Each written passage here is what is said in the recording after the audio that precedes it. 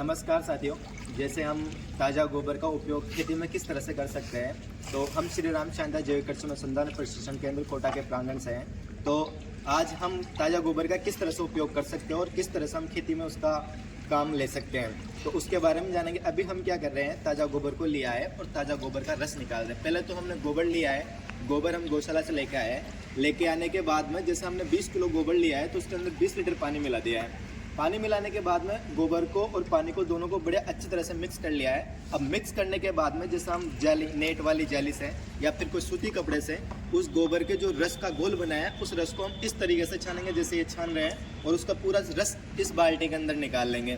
तो जैसे हमारा रस बाल्टी के अंदर निकलेगा और फिर हम खेत में डालने के लिए तैयार हो जाएगा।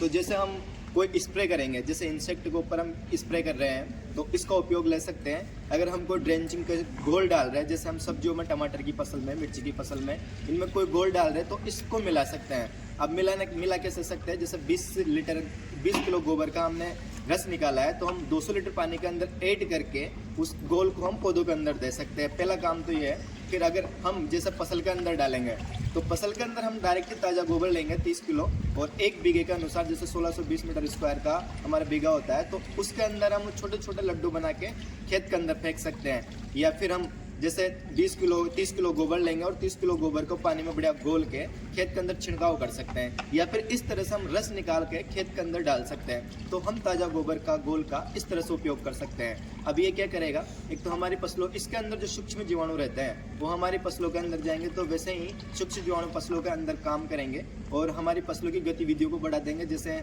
उनके अंदर कई सारे सूक्ष्म जीव रहते हैं जो हमारी फसल को लिए लाभदायक रहते हैं। तो हम ताज़ा गोबर का घोल का इस तरह से उपयोग कर सकते हैं। धन्यवाद।